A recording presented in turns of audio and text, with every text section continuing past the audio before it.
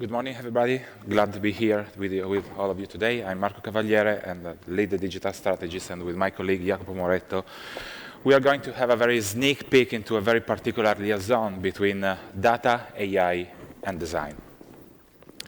And I'm Jacopo Moretto, as you said, and I'm UX lead in Triplesense Reply, and so we are both in charge of working data and design together. So we are here together for this reason. We are from Triplesense Reply, a digital agency that is a part of a digital of a Reply group, and our mission is to humanize digital, creating an experience that used by brands and people who, like us, trust the future. As a digital strategist, an important part of my daily job is to make prediction. And there's a common joke about prediction, the state that all predictions are wrong, but some are useful. And so let me try make a useful one today for you. In our near future, most of our job will be impacted by AI. Of course, this is an easy one. Okay? And the common feelings when we talk about this topic is that we are all a little bit worried about. But today we want to reassure you that we are not going to compete with AI because our intelligence is what makes us human, and AI is just an extension of that quality. And so we think that here there is a huge potential in AI to augment human power rather than compete with them. And the promise here is that AI will unleash our creativity.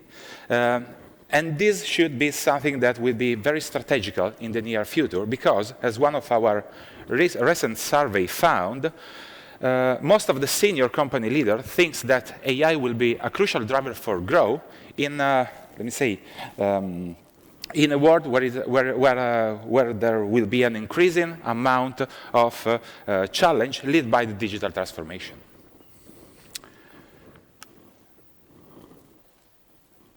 So as a data-driven agency, we started more or less 3 years ago to ask ourselves how can we use AI inside our activities and how this new piece of technology could improve our design process.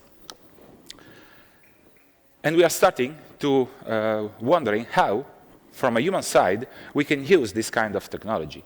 And we found that data and AI help us to better describe and predict customer behaviors, make easy to find, let me say, hidden relationships that are buried inside a lot of pile of a big data. And there's some unexpected application that we also find is that AI helps us to avoid most of the personal bias that we have when we are looking to a customer behavior, to our personal behaviors, because as humans, we naturally develop some kind of bias during our life. If we move about in the design space, well, you have probably heard about the increasing hype around the generative capabilities of the AI, and we start using in our practice this kind of technology in order to empower our creative workflow, make us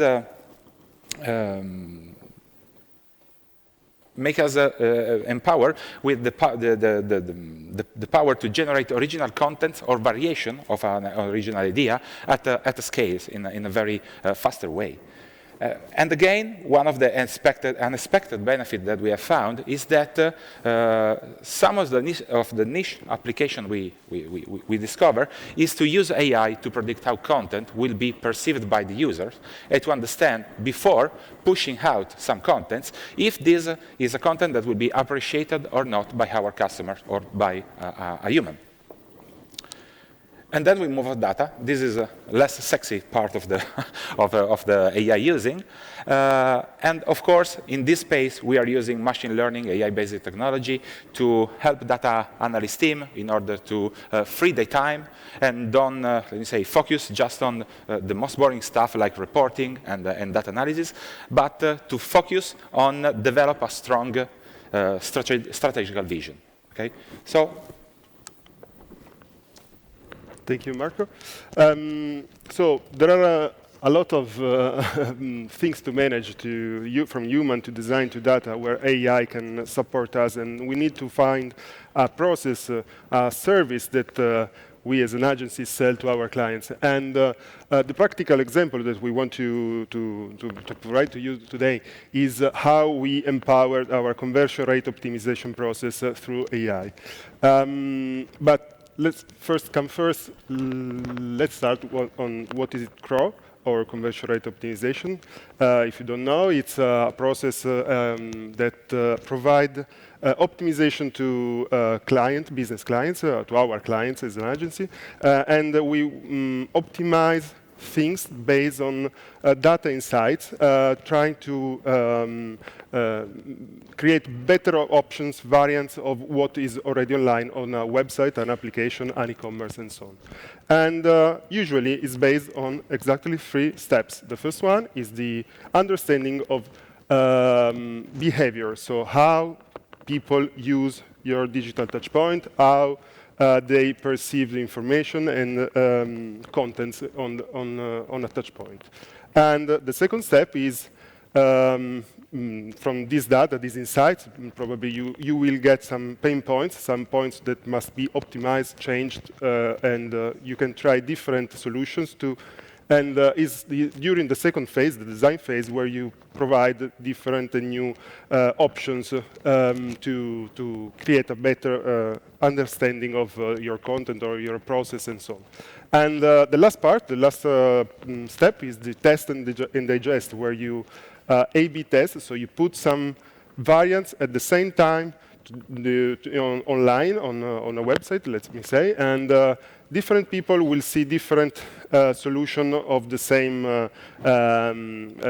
for example, content, and we can, through data, understand which is the better performing solution variant. And then we can decide if we want to keep the current solution or the new one.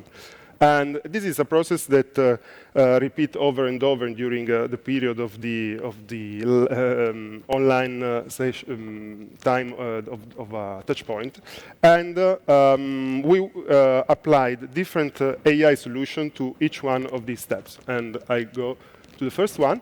That is, as I said before, the behavior analysis of human perception and experience of a digital touchpoint, and how we simplified this analysis. We built and developed and introduced a new metric in the analytics area, let me say, that is called Human Experience Score, or HX score. That is a new metric that allows us to understand through quantitative information the quality of the experience that people get on a digital touchpoint. This is very useful for us because through this, thanks to this new metric that we provide to our clients, we can understand which page is more provide more frustration to customers or engage more. And this information, and Marco in a minute will do a little deep dive on how this metrics works. This information can provide us many insights and help us to identify the root cause of this frustration. And we can focus our user research, our analysis on just pages or processes that are not working well. So Marco, if you have... Okay, go ahead. Okay. So the idea behind the human experience score is to blend 3 types of metrics. The very base layer of these metrics is built by the standard CRO KPI, like how many page users seen during the navigation, the added to basket rate, the checkout rate, and so on. Then we move on the intermediate level, and we are adding the technical metrics that typically are, let me say, used to measure how the technical platform works, and we normally measure this kind of performance, like, for example, with page loading time, cumulative layout shift, and something like that. So this is a very technical layer. And then we move in the very higher layer, that is the behavioral metrics. The behavioral metrics try to find a way to highlight any sign of user frustration or engagement during the funnel navigation of an e-commerce, for example. All those metrics are blended together, and then the part of the AI related part of this KPI take care to understand and use those kind of metrics to highlight some behavior that emerge in a very non-linear way. So we are not able to describe how the artificial intelligence have developed their understanding of the user behavior, but they works. And for the human part, the chance of the human, the most intriguing part of this design process is to figure out how to mix a very limited type of metrics that are the standard one that we can, let me say, collect during our navigation, like clicks, moving of the mouse, and so on, and try to extract additional information that are representing a specific behavior to feed the AI part of the KPIs. So thanks to this algorithm, we can predict or we can understand where there are troubles in our experience, and then we can move to the second phase of our process, where we need to put in place our creativity to provide new solutions. Sometimes these problems can be related to user experience pain points or contents that are not very well fitted to the aim of the page or the website. So how we can augment this creativity process and define new way to discover solutions. Solutions can be provided thanks to this new generative algorithm of artificial intelligence, like DALL-E or Jasper. DALL-E is a tool that creates images just from descriptions. So you text something, and he provides you hundreds of images. At the same time, there are also other generative tools like Jasper that can provide you new copy, so new text for your websites in many different ways, all aiming the same concept that you provide to the machine. And so we use these tools like instruments to create mood boards, so to spark our imagination in new and different ways. Just in a second. So in a minute, we can have many different images of the same concept, and these create new connections, not in digital or technical algorithms, but new connections in people, so in art director, designers, and so on. Because we use it just to create conversation and brainstorming during the creativity phase. And this is also, these true instruments are also useful to create variation on the same topic. So when you define which is the new direction that we want to provide, we use it also to create, let me say in a quick way, many variations on the same topic and try to define which is the better. How these tools work? They work with a prompt. Let me say a sentence of at least at maximum 400 characters, where you have to describe which is the goal that you want to achieve. So the context of what you want to represent. And the cool part of these tools is that you can add some specification, like coming from many different areas of the creativity. So you can use terminologies from photography, like the camera angles, or from illustration, you can choose which styles do you want to have, or from art history and so on. So you have many ways to create different views of the same content in a few seconds. And last but not least, when you have so many solutions, so many variation of the same content, how you can understand which is the most promising one or ones. So we applied again a new, another AI solution so that is based on neurosciences, and we use it to simulate eye tracking without involving any people. Eye tracking let us to create an image, put it in a page, and then test how user will could this information could attract the attention of the user on a page in the context. And so we can use this information to narrow the number of solutions that we would like to test in the third phase that Marco will explain to us. Okay. Just come back to the boring part. That is the one about data. We are moving to the test and digest phase. In this phase, the main advantage of the AI-based algorithm is the ability, as I stated before, to free us from the burden of data mining and reporting, let us free to focus more on some strategical things like develop the good vision that help us to grow our business or grow our clients.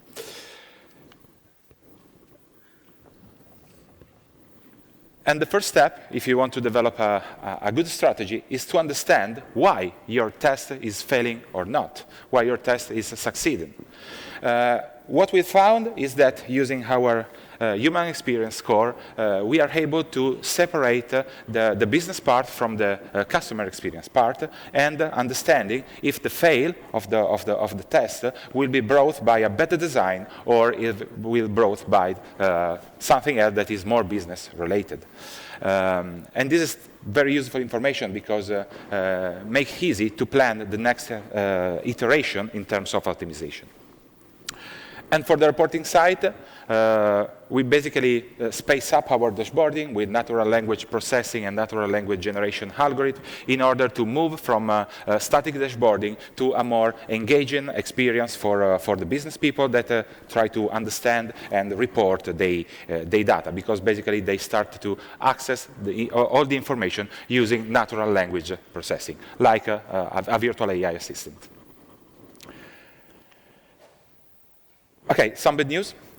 All the things that we have seen so far rely on data. And the problem is that the actual GDPR regulation, as well as all the privacy regulation and concern that basically are emerging in the last years, makes it hard to keep data flowing through our model. So it's important to start right now to move toward some kind of synthetic data generation experimentation in order to be able to, let me say, generate data that keep your model to works.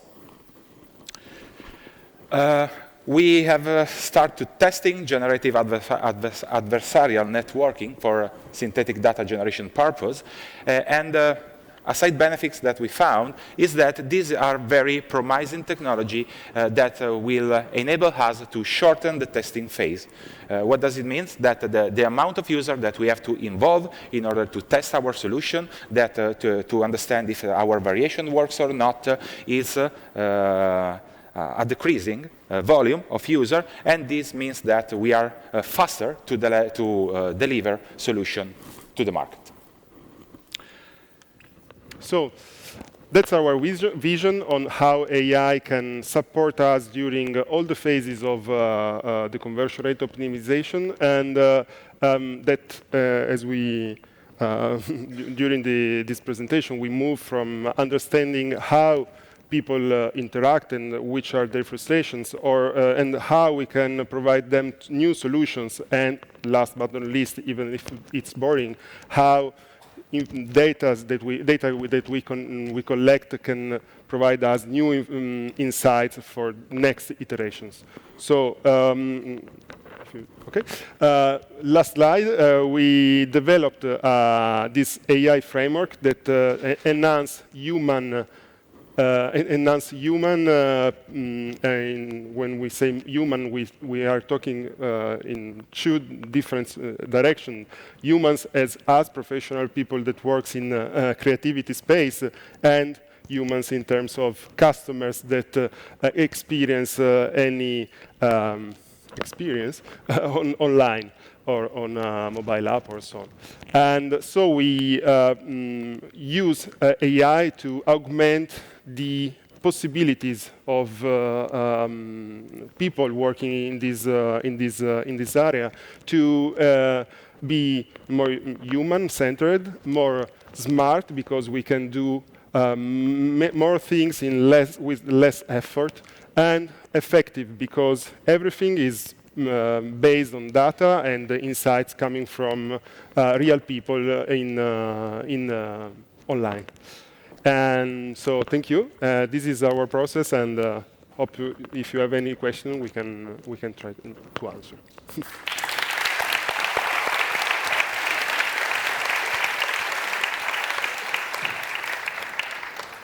Well, thank you very much. Pretty forward-looking talk. Can't wait to see what AI will develop into in the next few years. Is there any question? Over there. I'll come in with a mic. Oh, no. There. It's going there. Needed to do a little jogging. Is it working? Yeah, good. Hello, everyone. Hi.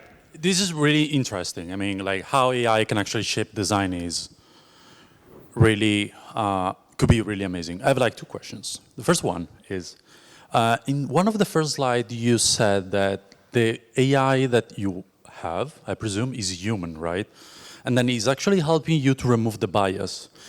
But can you please elaborate more a bit about how this actually works, thinking about that an AI is biased per se? So how you remove this? Yeah, and the second question is more about like for the designers.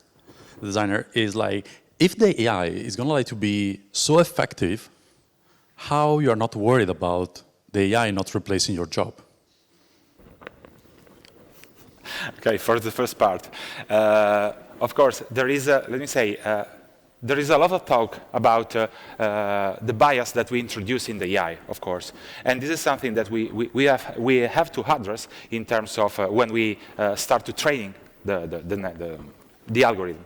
Okay, it's something that let me say, we can be sure that we are 100% free to biases, okay? But the way in which we start to wondering just about data, okay, normally it's even when there is a bias in this kind of algorithm, let me say, a better approach, because the bias that we have by our own, or at least I speak for myself, okay?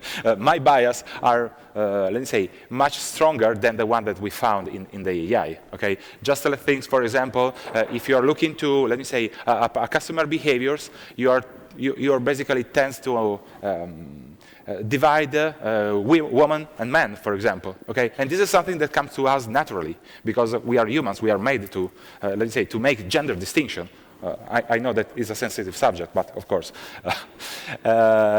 starting from developing something that just rely on data, we are basically acquired new bias, but I think that the main bias that we have as human are gone. Okay, and in this way, this is something that helps us to, let me say, just to develop a new point of view. Okay, then we have to find a way to, let me say, makes them work together, but. I think that this is a nice way to challenge our opinion. Okay, thanks. And for the second question, of course, technologies introduce new challenges. And as any technology, AI will be something that we need to, as human, we need to adapt our skills, our trainings to leverage it and to live together. with it. What we think is that at this moment, for what we can see in terms of AI and its development, it will never replace strategy. So how you can, so it replace manual work, maybe it could. It can provide faster solutions, but in this moment, it can't provide any strategy. So the human part is always to be in charge of, let me say, defining have the last word on what we provide, or this is how we can, or this is how we use artificial intelligence in our process right now. Thanks. No, I hope that your management actually understand that, because I can think that in a meeting, when the AI is saying something, and you as designer say, oh, actually we think it's different, and it's like, oh, you just train an AI to make better decisions. So I totally agree with you. Just like make sure that your management understand that.